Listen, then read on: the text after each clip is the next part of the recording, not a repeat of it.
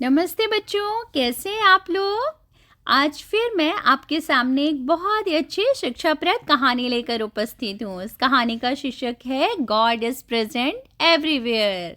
भगवान हर जगह है। तो एक पुराने ज़माने की बात है, एक गुरुकुल था, एक आश्रम था, जहाँ पे गुरुजी जो है अपने शिष्यों को पढ़ाया करते थे। बहुत ही प्यार से शिष्यों को पढ़ाते थे और सारे विद्यार्थी जो थे वो गुरुजी की बहुत ही रिस्पेक्ट करते थे, दिल से उनकी रिस्पेक्ट करते थे। तो गुरुजी ने एक दिन सोचा कि मैं जो बच्चों को पढ़ाता हूँ क्यों ना उनकी परीक्षा ली जाए, उनका टेस्ट लिया जाए कि उन्हें कितना याद है मेरी सिखाई हुई बातें। तो उन्होंने क्या किया, एक दिन सारे बच्चों को बुलाया और उनसे कहा कि तुम सब तो जानते ही हो कि मेरी बेटी जो है बड़ी हो गई, अब शादी के योग्य हो गई है, अभी मुझे उसकी मैरिज करनी है, लेकिन ना मेरे पास इनफ मनी नहीं है, बहुत पर्याप्त पैसा नहीं है जिससे कि मैं उसके लिए सुटेबल मैच का लड़का ढूंढ सकूं। तो तुम सब तो एक रिच फैमिली बिलोंग करते हो, तो तुम सब मेरी हेल्प कर सकते हो। तो सब बच्चों ने कहा हाँ गुरुजी, क्यों नहीं, हम सब आपकी मदद करेंगे, आप बताइए कैसे। उनमें से कार्तिक नाम का लड़का रहता है, वो बहुत ही इंटेलिजेंट रहता है और बहुत ही लविंग स्टूडेंट होता है।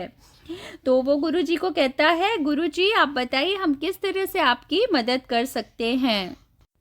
तो गुरुजी कहते हैं कि अगर if all of you bring some money from your homes I can easily marry my daughter. अगर तुम सब लोग अपने घर से मुझे पैसे ला के दोगे तो मैं आसानी से अपनी बेटी की शादी कर सकता हूँ। तो सब बच्चे तैयार हो जाते हैं उनकी रिक्वेस्ट पे कि ओके गुरुजी, हम ज़रूर आपके लिए ये करेंगे। तो सारे बच्चे कहते हैं कि Guruji we shall surely bring money for your daughter's marriage. हम निश्चित रूप से आपकी डॉटर की शादी के लिए मनी लेकर आएंगे। लेकिन गुरुजी कहते हैं but keep one thing in your mind. अपने दिमाग में एक चीज़ ज़रूर याद रखना। तो सब बच्चे बोलते हैं क्या गुरुजी। तो गुरुजी कहते हैं कि you have to bring money in such a way that your parents and other family members don't come to know about it। गुरुजी उन लोगों को वार्न करते हैं कि तुम्हारे पेरेंट्स या कोई भी फैमिली मेंबर को इस बारे में कुछ पता नहीं चलना चाहिए। तो सारे बच्चे बोलते हैं okay Guruji, all right Guruji, we shall bring money without the knowledge of anyone. सारे बच्चे उनको विश्वास दिलाते हैं गुरुजी को।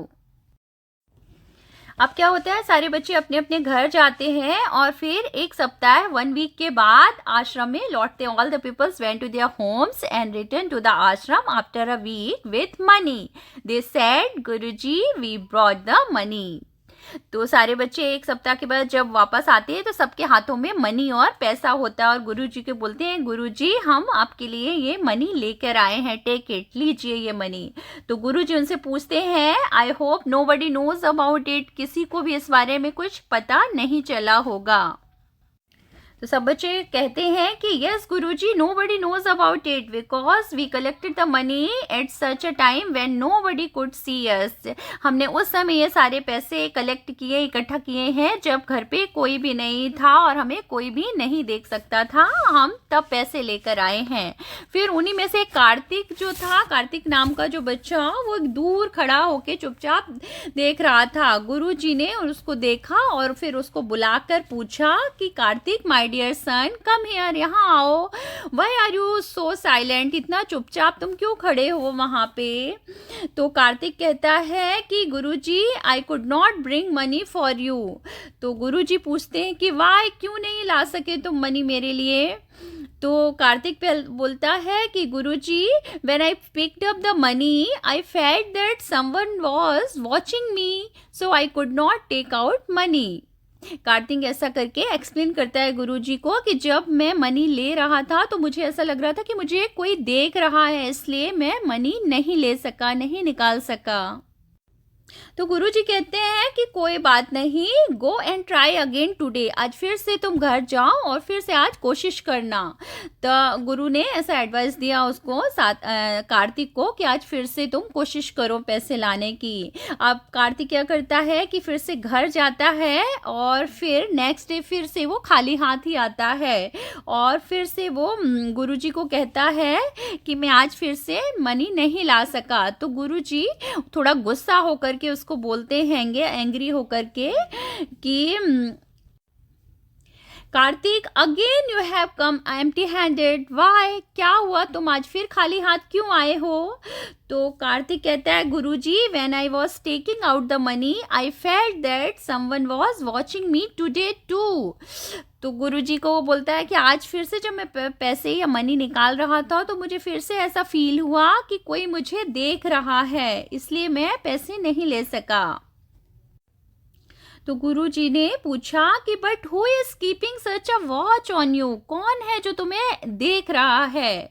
तो कार्तिक कहता है Guruji, you have told us that God is present everywhere, आपने ही हमें ये सिखाया है कि भगवान सब जगह होते हैं। So whenever I try to take out the money I felt that God must be watching me stealing money like this.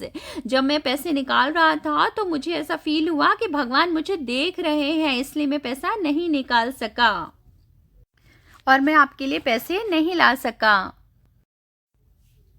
The Guru became very happy to hear the explanation of Kartik. Kartik की बातें सुनकर गुरुजी बहुत खुश हुए और उन्होंने कहा, he said, my dear pupils, I was just testing you, मैं आप लोगों की परीक्षा ले रहा था। And only Kartik has been successful in my test because he did not forget that God is present everywhere and keeps a watch over us।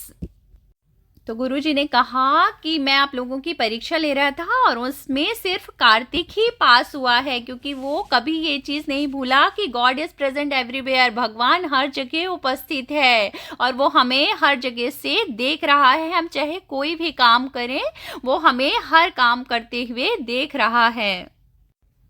गुरुजी ने कहा कि जो ये बात हमेशा याद रखेगा कि हम जो भी करते हैं भगवान हमें देखता है, तो those who remember it can never do anything wrong. The guru return the money brought by the people, जो बच्चे लोग मनी लेकर आए थे गुरुजी ने वो सब रिटर्न कर दिया बच्चों को। तो देखा बच्चों, कितनी अच्छी कहानी थी। इस कहानी से हमें क्या शिक्षा मिलती है? What is the moral of this story? Never do anything wrong, God is watching us all the time everywhere, we can hide nothing from him. भगवान सब जगह उपस्थित है और वो हमें हर समय हर जगह से देख रहा है, हम उससे कुछ भी नहीं छुपा सकते, इसलिए हमें कभी भी कोई गलत काम नहीं करना चाहिए। तो बच्चों, कैसी लगी ये कहानी मुझे जरूर कमेंट करके बताइएगा। हम फिर मिलेंगे आपको एक नई कहानी नई स्टोरी में। तब तक अपना ख्याल रखिए। Take care, bye bye.